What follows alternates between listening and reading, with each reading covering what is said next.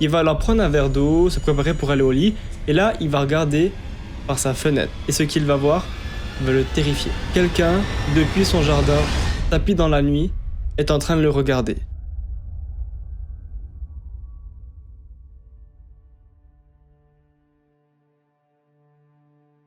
L'histoire d'aujourd'hui, elle est pétée. Elle est vraiment flippante, trop cool, tout ce que vous voulez. Et c'est clairement le type d'histoire que lorsque vous serez à la fin de la vidéo, vous allez vous dire « Oh putain ouais, il a vraiment eu de la chance ». Avant que l'histoire commence, on va devoir éclaircir quelques points histoire que tout le monde comprenne bien. L'histoire principale, elle se passe autour de Chris. Chris est un gars qui est plutôt cool, plutôt gentil et qui a une petite amie.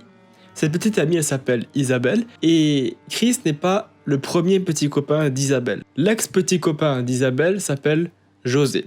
José, c'est un gars qui apparemment était assez bizarre et qu'elle a quitté pour des raisons qu'on n'explique pas, mais apparemment c'était pas quelqu'un de spécialement stable. L'histoire elle commence avec Chris qui nous explique que peu de temps après s'être mise en couple avec Isabelle, son ex-petit copain à Isabelle, il a commencé à être un petit peu bizarre et un petit peu violent. Il avait pas du tout bien pris le fait que Isabelle était passée à autre chose et il avait apparemment même dit plein de saloperies sur Twitter, comme quoi Chris abusait d'Isabelle, enfin bref plein de trucs vraiment pas sympas. Mais Chris n'a pas cru bon de réagir tout simplement parce que c'est un peu des enfantillages et puis lui il sait très bien qu'il est tout à fait correct avec Isabelle et donc il n'a rien à se reprocher. D'ailleurs, il explique que tout le monde connaissait José et que c'était vraiment un gars qui était bizarre donc personne ne l'a pris au sérieux. On va donc faire un saut dans le futur de quelques années et on va retrouver notre couple, Chris et Isabelle, qui sont toujours ensemble et qui vont à la même université.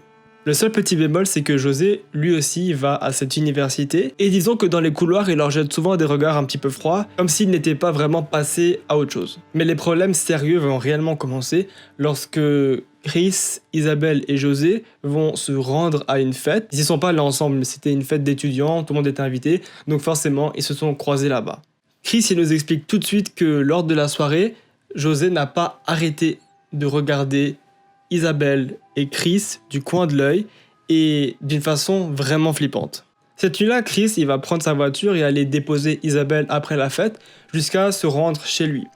Et il va remarquer quelque chose d'étrange. Depuis qu'il est parti de la fête, une voiture noire le suit.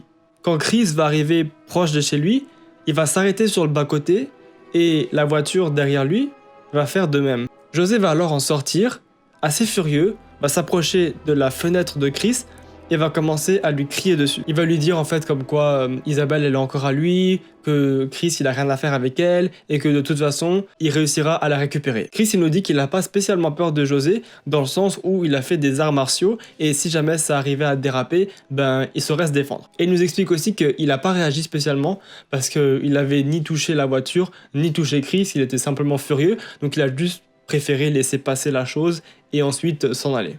Nous sommes à présent quelques jours après cet événement et Chris et Isabelle vont à l'église. Ils sont membres d'un club d'église et c'est un club qui est public, donc en fait n'importe qui peut rentrer. Et devinez qui va joindre ce club? Oui, notre ami José. À ce moment-là de l'histoire, Chris nous fait une petite remarque pour nous expliquer qu'en fait, José, il est complètement dans la vie d'Isabelle encore. Parce qu'il la voit à l'école, il la voit à l'église, et il la voit même dans d'autres clubs que Isabelle fréquente. Mais il nous dit que malheureusement, il peut rien faire pour ça parce que ce sont des clubs publics, une école publique et une église qui est de toute façon publique, donc il peut pas l'empêcher d'être dans ces clubs ou dans cette université. Un soir, Chris va rentrer chez lui, il va alors prendre un verre d'eau, se préparer pour aller au lit, et là, il va regarder par sa fenêtre. Et ce qu'il va voir va le terrifier. Quelqu'un, depuis son jardin, tapis dans la nuit, est en train de le regarder. Et grâce à la lumière du lampadaire, il arrive à distinguer parfaitement que cette personne est José. Là, Chris s'y dit que c'en est trop, il décide de descendre et d'aller le confronter. Malheureusement, lorsque Chris descend et ouvre la porte, José s'enfuit. Chris il trouve ça vraiment bizarre et il dit que c'était vraiment pas quelque chose de nécessaire à faire et les ennuis ne font que commencer. À chaque soir, pendant 3 soirs de suite, José va venir dans le jardin regarder Chris et lorsque Chris décide de descendre pour venir lui parler, José s'enfuit. Naturellement, il va en parler à ses parents, mais il nous explique que ce sont des personnes qui ont quand même un certain âge déjà et que c'est vraiment pas à eux d'aller confronter José. Le 4e soir, Chris regarde depuis sa fenêtre et voit José qui l'épie, qui le regarde, mais d'un visage vraiment très étrange. Chris décide alors de descendre et de le confronter cette fois-ci et de ne pas le laisser partir. Il sort et lui demande qu'est-ce qu'il fout dans son jardin. José est un peu loin et surtout il est dans la nuit. Donc on arrive vraiment mal à le distinguer, c'est plus une silhouette. Par contre, on peut l'entendre. Et il dit à Chris que Isabelle est à lui et que c'est avec lui qu'elle doit faire sa vie et qu'il va finir par la regagner. À ce moment-là, José est dans la lumière et on arrive à distinguer dans sa main un couteau de cuisine. Il s'approche très rapidement de Chris. Celui-ci décide donc de rentrer dans sa maison, de dire à ses parents d'appeler le 911, qui est donc le numéro de la police, et ensuite de ressortir. José, avec son couteau de cuisine, se jette alors sur Chris et, rappelez-vous bien, Chris fait des arts martiaux. Il dit alors qu'à ce moment-là, sa mémoire musculaire, qui est en fait donc la mémoire que gardent vos muscles lorsque vous avez pratiqué un certain sport ou certains mouvements, c'est grâce à ça qu'il arrive à le désarmer et le maîtriser à terre. La police arrive donc et arrête José. Et si l'histoire s'était arrêtée là, ça n'aurait été qu'une simple agression. Déjà grave, mais juste une agression.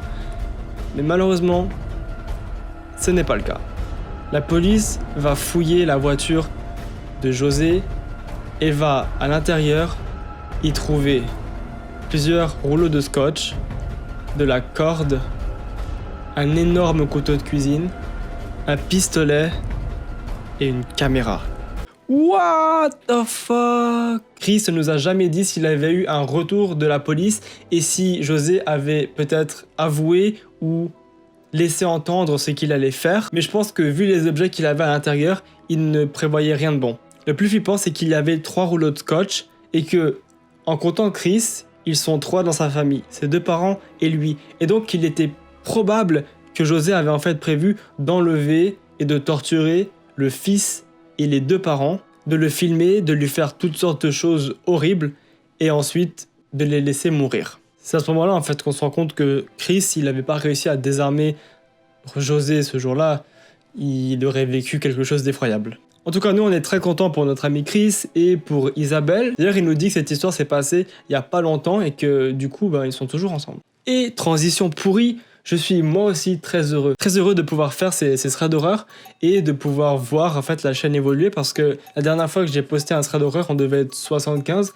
et là on doit être genre 280 et ça s'est passé en 2-3 jours. Donc c'est vraiment génial, j'aimerais juste dire bienvenue à tous les nouveaux abonnés et si t'es pas encore abonné à la chaîne, viens rejoindre la petite communauté histoire qu'elle s'agrandisse. Et du coup la note de fin de cette vidéo c'est faites des arts martiaux. Voilà, si vous faites pas des arts martiaux, vous allez finir ligoté avec José. Mais je sais pas d'art martial moi.